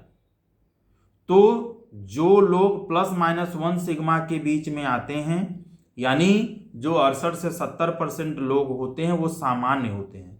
असामान्य वो होते हैं जो ±1 सिग्मा के बाहर होते हैं, यानी जो 70% पॉपुलेशन में नहीं आते हैं, उन्हें हम असामान्य कहते हैं। और ऐसे ही लोगों में असामान्यता के लक्षण उत्पन्न होने की संभावना ज़्यादा होती है। अगर इसी क्राइटेरिया को देखिएगा तो एनपीसी का जो विस्तार होता है वो ±3 सिग्मा में होता है, ठीक है। और ±3 सिग्मा का मतलब हो गया कि पूरे एनपीसी को ±3 सिग्मा में बांटा गया है, और इस पूरे एनपीसी में यानी ±3 सिग्मा में कुल मिलाकर के 99.23% आता जो केस है वो आते हैं। पूरे अगर एनपीसी को भी मिला दें तो 99.23 यानी 99.23% लोग आते हैं, यानी 0.27 जो नहीं आ रहे हैं उसका क्या मतलब है, यानी 10,000 में से 27 लोग ऐसे होते हैं जो सुपर एबनॉर्मल वाले केसेस में आते हैं, चाहे वह सामान्य से बहुत नीचे वाले हो जाएं, 70 IQ वाले हो जाएं, चाहे सामान्य से बहुत ऊपर यानी 140 IQ से ऊपर वाले लोग हों, ठीक है। यानी ये 27 लोग सुपर एबनॉर्मल कैटेगरी में आते हैं क्योंकि इनके लक्षण जो हैं वह दूसरे लोगों से मैच नहीं करता है। एक चीज जो यह क्राइटेरिया या कसौटी बताती है कि इनके बीच में यानी नॉर्मल और एबनॉर्मल, सामान्य और असामान्य व्यक्तियों के बीच में सिर्फ और सिर्फ डिग्री का अंतर होता है, मात्रा का अंतर होता है, कोई काइंड का अंतर नहीं होता है, प्रकार का अंतर नहीं होता है। अब आप समझिएगा, जैसे हमने कई कैरेक्टरिस्टिक्स आपको बताया पीछे, जैसे मान लीजिए अगर एडजस्टमेंट ही मैंने एक कैरेक्टरिस्टिक बताया, एक महत्वपूर्ण पहचान बताया, लक्षण बताया, तो एडजस्टमेंट की जो योग्यता है, जो क्षमता है, यह असमायोजन की जो क्षमता है वह सामान्य व्यक्ति में भी कभी कभी एडजस्टमेंट करने स्थापित करने में कठिनाई होती है। कभी कभी हम लोग भी कुछ ऐसी समस्याएं आती हैं जहां पर एडजस्ट नहीं कर पाते हैं, तो निश्चित रूप से इसके बावजूद भी हम असामान्य नहीं हैं। तो असमायोजन की जो विशेषता है, जो लक्षण है, यह ज़्यादा खराब होना या कम खराब होना, इसकी ज़्यादा कमी होना या कम कमी होना महत्वपूर्ण है। इसके आधार पर हम कोई प्रकार नहीं बना सकते, यानी सामान्य व्यक्ति में और असामान्य व्यक्ति में समायोजन करने की क्षमता के लेवल में अंतर हो सकता है।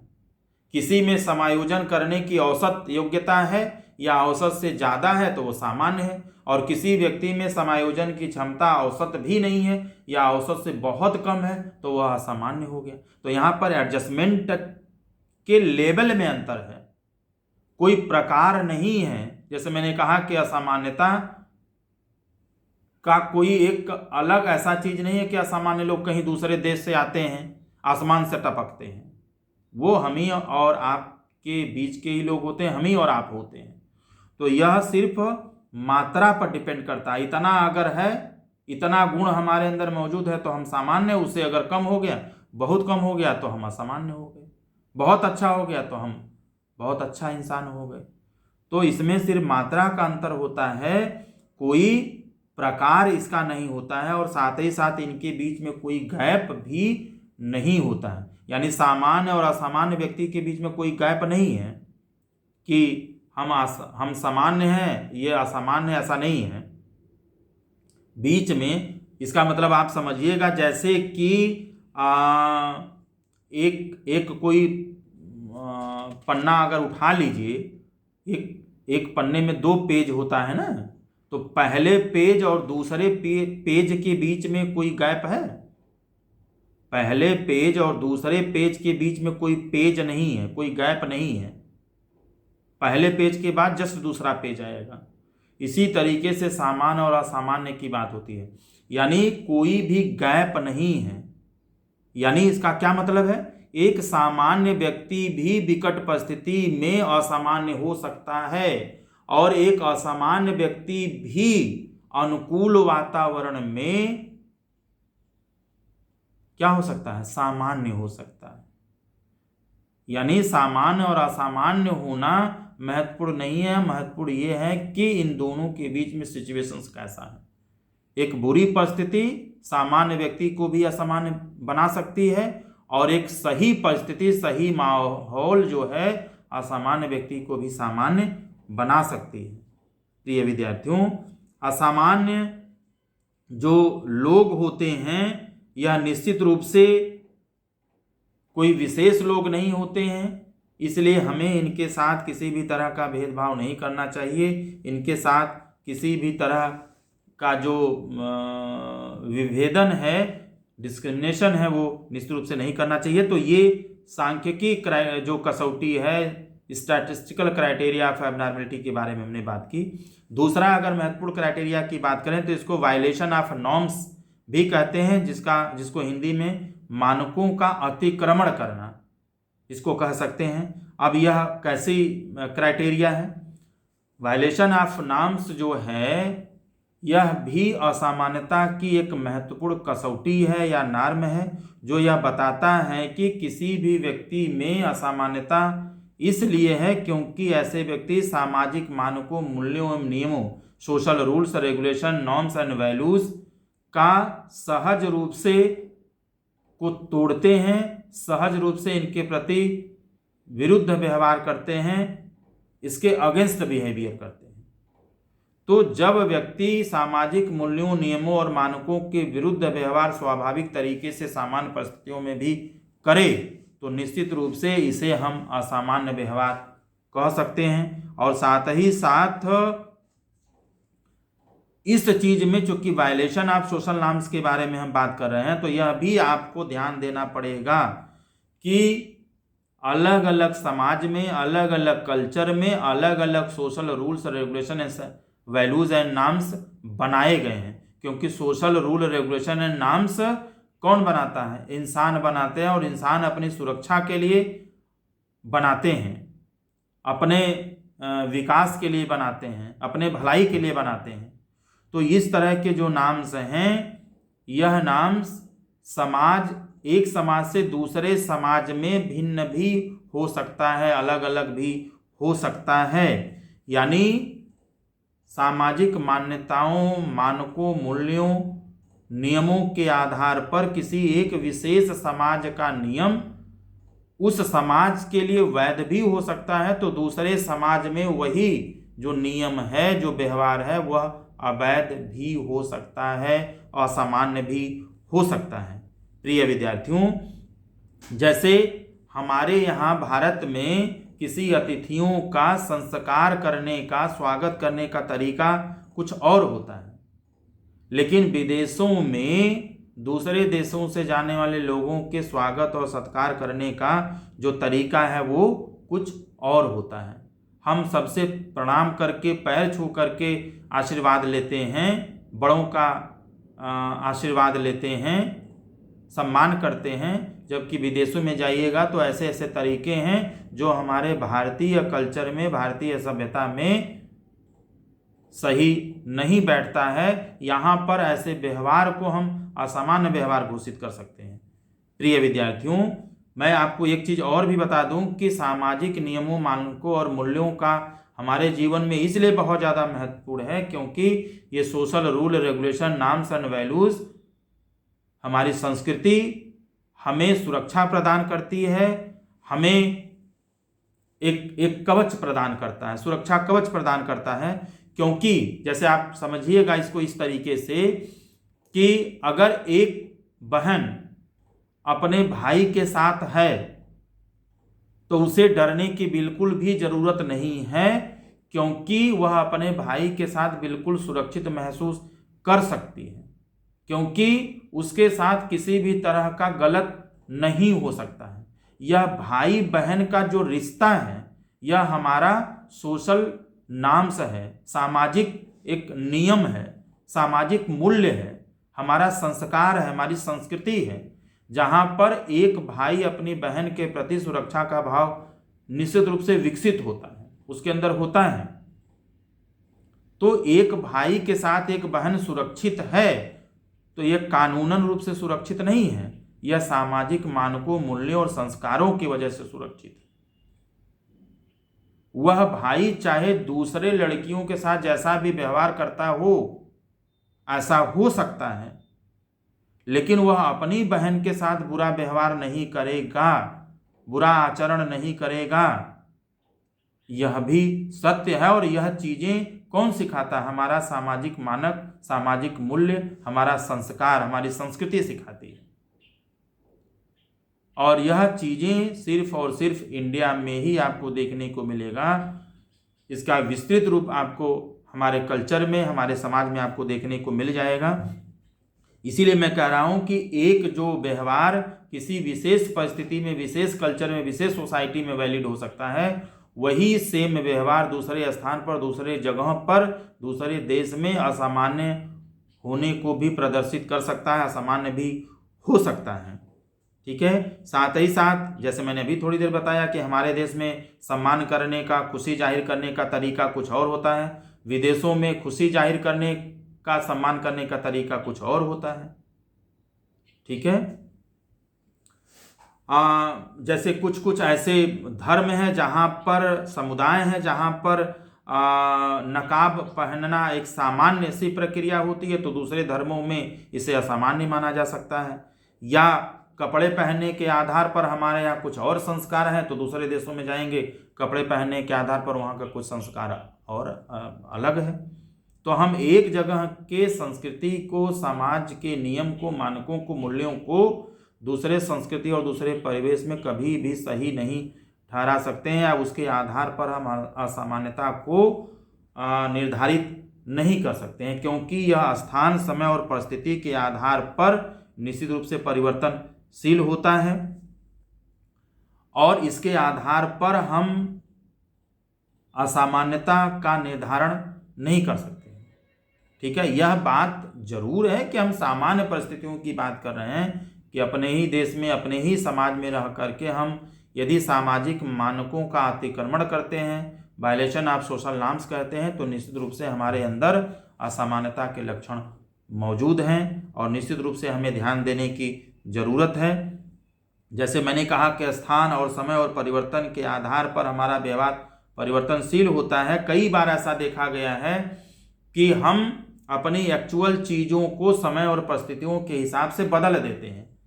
अब जैसे मान लीजिए कि घर में बीवी से अगर लड़ाई हुई, हस्बैंड वाइफ अगर लड़ाई किए हैं, लेकिन जब वह कहीं पार्टी में जाते हैं तो पार्टी में मिलने वाले लोगों के साथ, दोस्तों के साथ, रिश्तेदारों के साथ क्या करते हैं? बहुत अच्छे से बिहेव करते हैं, ऐसा प्रदर्शित करते हैं जैसे उनके जीवन में कोई भी समस्या नहीं है। तो ये क्या हो गया? समय और स्थान और परिस्थितियों के हिसाब से हमारे व्यवहार में भी परिवर्तन होता है। या हमारा कितना ही मतभेद होता है, दूसरे स्थान पर जाकर के हम आपस में बातचीत करते लगते हैं, सामान्य व्यवहार करने के प्रदर्शित करते हैं। या आप इसको इस तरीके से समझ सकते हैं कि जैसे शादी में लड़का या लड़की जब शादी में होते हैं तो उनका चेहरा, यानी शादी के मंडप में या शादी के दौरान लड़के या लड़की में जो उसका चेहरा है या उसका जो व्यवहार है या उसके बोलने का जो तरीका है, यह बिल्कुल अलग होता है। वह वास्तविक नहीं होता, कई बार वास्तविक नहीं होता है, क्योंकि समय, परिस्थिति और सिचुएशन और स्थान के आधार पर जो व्यक्ति का व्यवहार होता है वो जो परिवर्तित होता है। तो निश्चित रूप से ऐसे तमाम चीज़ें होती हैं। और मैं निष्कर्ष रूप में बताऊं कि सामान्य परिस्थिति में भी अगर हम सामाजिक मानकों के तोड़ने से संबंधित ज़्यादा व्यवहार प्रदर्शित करते हैं तो निश्चित रूप से यह असामान्यता की ओर हमें ले जाता है। तीसरी जो महत्वपूर्ण क्राइटेरिया है उसको मालएडेप्टिव क्राइटेरिया कहा जाता है या कुसमायोजी कसौटी के नाम से जाना जाता है। यानी छोटी छोटी चीज़ों को लेकर के परेशान हो जाना या समायोजन स्थापित न कर पाना, छोटी छोटी चीज़ों को लेकर के बहुत ज़्यादा और लगातार रूप से परेशान होना भी हमारे मालेडप्टिव बिहेवियर को प्रदर्शित करता है, और यह क्राइटेरिया उसे असामान्य मानता है, असामान्य होने की संज्ञा देता है। और ऐसे लोगों में चूंकि मालेडप्टिव बिहेवियर होता है तो गलत तरह के चीज़ों में इन्वॉल्वमेंट भी इनका एक नेगेटिव कॉन्सिक्वेंस के रूप में, नकारात्मक परिणाम के रूप में देखा जाता है। यानी ऐसे लोगों में शराब पीना, धूम्रपान करना, प्रेजुडिस जैसी चीज़ों में इन्वॉल्व होना, स्टीरियोटाइप को सपोर्ट करना, करप्शन हो गया, पॉल्यूशन हो गया, चोरी करना, लड़ाई करना, आत्महत्या करना, असफल होना, ये तमाम तरह की ऐसी चीज़ें होती हैं जो मालेडप्टिव बिहेवियर का एक नेगेटिव कॉन्सिक्वेंस या नकारात्मक परिणाम होता है। तो यह क्राइटेरिया निश्चित रूप से ऐसे लोगों को असामान्य होने की कैटेगरी में रखता है।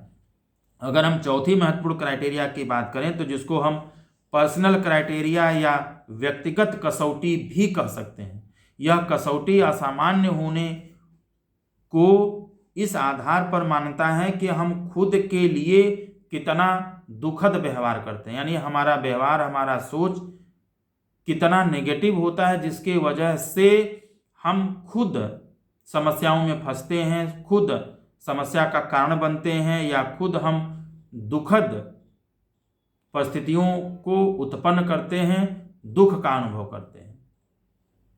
तो इन कारकों को हम पर्सनल क्राइटेरिया में रख सकते हैं। कई बार ऐसा होता है कि गलती करने के बाद भी बहुत सारे लोग पछताने का भाव प्रदर्शित करते हैं। ठीक है, गलती करने के बाद पछताना और अत्यधिक मात्रा में पछताना भी कहीं न कहीं हमें पर्सनल क्राइटेरिया के आधार पर, क्योंकि पछताना तो ठीक है, पछताना का मतलब है एहसास करना, यानी आगे से इस तरह की गलती को न करना। लेकिन पछताना का भाव यदि एकदम एक्सट्रीम लेवल पे चला जाएगा तो यह हमारे लिए दुखद परिस्थिति उत्पन्न करने का एक व्यक्तिगत कारण बन सकता है। तो दुर्व्यवहार करने के बाद हमें बहुत ज़्यादा या बहुत एक्सट्रीम लेवल पर पछताने के सिवाय इन चीज़ों पर विशेष रूप से ध्यान देना और आगे आने वाले जीवन में इस तरह की गलतियां रिपीट न हो, इसके लिए पहल करना, सोचना एक सामान्य चीज़ होता है। लेकिन बहुत एक्सट्रीम लेवल पर जा कर के बहुत नेगेटिव हो जाना हमें व्यक्तिगत रूप से समस्याओं में डालता है, जिसकी वजह से हमारे निर्णय लेने की क्षमता जो है वो घटती है और तमाम तरह की जो समस्याएं हैं वो उत्पन्न होती है। पांचवा, अगर हम क्राइटेरिया की बात करें तो क्राइटेरिया ऑफ अनएक्सपेक्टेडनेस जो होता है, या अप्रत्याशा की जो भावना होती है, या अप्रत्याशा की जो कसौटी जो होती है, यह भी एक महत्वपूर्ण कसौटी या क्राइटेरिया है, जहां पर हम इस तरीके से चीज़ों को सोचते हैं जिसके कारण हमारे अंदर असामान्यता उत्पन्न होता है। अचानक या अप्रत्याशित रूप से किसी व्यक्ति के साथ व्यवहार करना भी कहीं न कहीं हमें असामान्यता की ओर ले जाता है। ऐसा बहुत बार आपने देखा होगा, महसूस किया होगा कि कभी कभी ऐसे लोगों के द्वारा इस तरह का व्यवहार प्रदर्शित किया जाता है जिनके साथ हम इस तरह का एक्सपेक्टेशन नहीं कर सकते, उम्मीद नहीं कर सकते। वो बहुत क्लोज्ड होते हैं, बहुत करीबी लोग होते हैं, उसके बावजूद भी उनके द्वारा किया गया जो विचित्र व्यवहार है यह कहीं न कहीं एक उम्मीद से परे होता है। जैसे वो मित्र भी हो सकता है, रिश्तेदार भी हो सकता है, पड़ोसी भी हो सकता है, नौकर भी हो सकता है, ड्राइवर भी हो सकता है।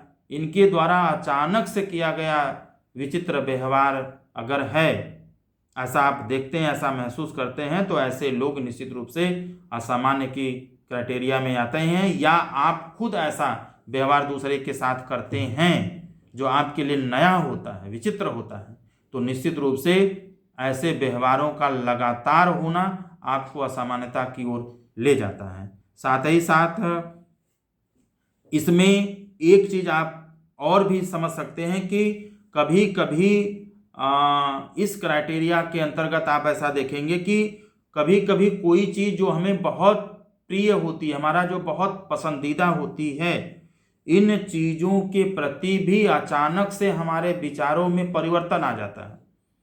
अचानक से उन चीज़ों को भी हम परिवर्तित नहीं करते। जैसे हमारा सबसे अगर फेवरेट कोई खाने का चीज़ है, कोई हमारा खेल है, या कोई ऐसी प्रिय चीज़ है जो हमें बहुत अच्छी लगती है, और अचानक से हमारे अंदर ऐसा व्यवहार उत्पन्न हुआ कि हम पसंदीदा खाने की चीज़ को भी नहीं खाना चाहते, पसंदीदा खेलने की चीज़ को भी इंजॉय नहीं कर पा रहे हैं। इसका मतलब यह है कि कहीं ना कहीं कोई परेशानी है जो हमें अपना पसंदीदा काम, फेवरेट काम करने से भी रोक रही है। निश्चित रूप से हमारे अंदर असामान्यता के लक्षण उत्पन्न हो रहे हैं। साथ ही साथ बहुत सारे ऐसे चीज़ें होते हैं, जैसे अचानक से जीवन पता चलता है कि जैसे कोई प्रेमी प्रेमिका है, अचानक से ब्रेकअप होना, या अचानक से व्यवहार में परिवर्तन होना, अचानक से बोलना छोड़ देना, अचानक से मुंह फेर लेना, यह कुछ विचित्र ऐसे व्यवहार होते हैं जो हमारे एक्सपेक्टेशन के बिल्कुल खिलाफ होते हैं। और इस तरह का अचानक परिवर्तन होना भी कहीं न कहीं व्यक्ति को असामान्यता की ओर ले जाता है। जाते जाते मैं कुछ महत्वपूर्ण बिंदुओं पर एक तरह से फिर से आपको याद दिला दूं कि यह किसी को भी हो सकता है, इसको लेके बहुत परेशान होने की ज़रूरत नहीं है। हमें निश्चित रूप से ऐसे लोगों के साथ सहयोग करना चाहिए, सहानुभूति प्रदर्शित करना चाहिए। अगर ऐसी समस्या हमारे अंदर है तो हमें खुल कर के बात करनी चाहिए। हमें बिल्कुल भी परेशान होने की ज़रूरत नहीं है, बिल्कुल भी परेशान नहीं होना चाहिए। यह विश्वास रखना चाहिए कि सब ठीक हो जाएगा। निश्चित रूप से परेशानियां आए, उसके बावजूद भी हमें परेशानियों के बारे में वस्तुनिष्ठ तरीके से सोचने और समाधान निकालने पर बल देना चाहिए। तो निश्चित रूप से आपको यह भी सोचना चाहिए कि यदि आपको किसी दूसरे की ज़रूरत है तो निश्चित रूप से आपको मिलना चाहिए, सहयोग लेना चाहिए, सहायता लेना चाहिए, विषय विशेषज्ञों से मिलना चाहिए, काउंसलर से मिलना चाहिए। अगर ऐसा आपको लगता है, बात करना चाहिए। और साथ ही साथ आप अच्छा सोचें, सकारात्मक सोचें, और हमेशा सही लोगों के साथ, सकारात्मक लोगों के साथ रहें। घर का माहौल आप हमेशा हेल्दी बनाएं, स्वस्थ बनाएं। साथ ही साथ कार्य एवं परिवार के बीच में, वर्क एंड फैमिली के बीच में आप बैलेंस निश्चित रूप में बना करके रखें। और साथ ही साथ एक सबसे बड़ी बात कि हद से ज़्यादा कुछ भी करने के बारे में न सोचें। प्रिय विद्यार्थियों, आप सभी लोग खुश रहें, अपना ख्याल रखें। आप सभी को बहुत बहुत आभार।